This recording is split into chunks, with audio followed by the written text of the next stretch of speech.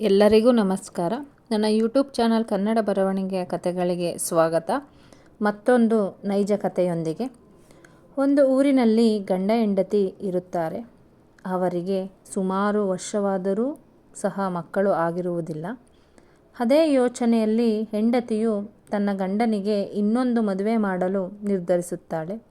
ಹಾಗೆಯೇ ತನ್ನ ಗಂಡನನ್ನು ಸಹ ಒಪ್ಪಿಸುತ್ತಾಳೆ. ಆದರೆ ಗಂಡನಿಗೆ ಜಾಸ್ತಿ ವಯಸ್ಸು ಆಗಿರುತ್ತದೆ. ಆ ವಯಸ್ಸಿನಲ್ಲಿ ಹೆಣ್ಣು ಕೊಡೋರು ಬೇಕಲ್ವಾ. ಆದರೂ ಒಂದು ಬಡತನದಲ್ಲಿ ಹುಟ್ಟಿದ ಒಂದು ಹೆಣ್ಣು ಇತ್ತು.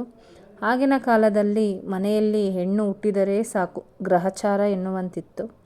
ಅದೇ ರೀತಿ ಬಡವರ ಮನೆಯ ಆ ಹೆಣ್ಣನ್ನು ಈತನಿಗೆ ಮದುವೆ ಮಾಡಿ ಕೊಡುತ್ತಾರೆ. 2-3 ವರ್ಷ ಕಳೆಯಿತು.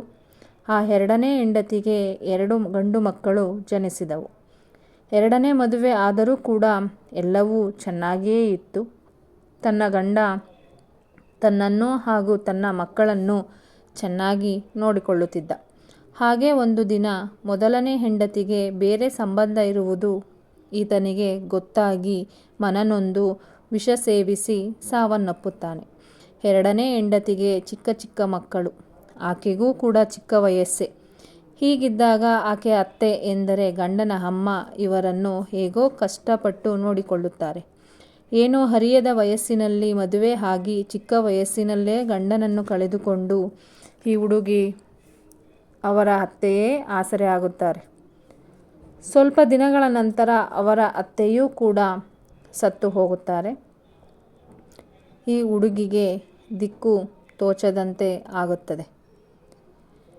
ಚಿಕ್ಕ ಮಕ್ಕಳ ಜವಾಬ್ದಾರಿಯನ್ನು ತನ್ನ ಮೇಲೆ ಹಾಕಿಕೊಂಡ ಈ ಹುಡುಗಿ ಮುಂದೆ ಏನು ಮಾಡಬೇಕು ಎಂದು ತಿಳಿಯದೇ ಇರುತ್ತಾಳೆ. ಆಗ ನೆನಪಾಗಿದ್ದೇ ಬೆಂಗಳೂರಿನಲ್ಲಿದ್ದ ತನ್ನ ತಮ್ಮ. ಅವನಲ್ಲಿ ಮಾತನಾಡಿ ತನ್ನ 2 ಮಕ್ಕಳನ್ನು ಕರೆದುಕೊಂಡು ಬೆಂಗಳೂರಿಗೆ ಬರುತ್ತಾಳೆ. ಮುಂದುವರಿಯುತ್ತದೆ. ನನ್ನ ಯೂಟ್ಯೂಬ್ ಚಾನಲನ್ನು ಸಬ್ಸ್ಕ್ರೈಬ್ ಮಾಡಿ, ಶೇರ್ ಮಾಡಿ, ಲೈಕ್ ಮಾಡಿ, ಕಮೆಂಟ್ ಮಾಡಿ. ಧನ್ಯವಾದಗಳು. ಜೈ ಕರ್ನಾಟಕ ಮಾತೆ.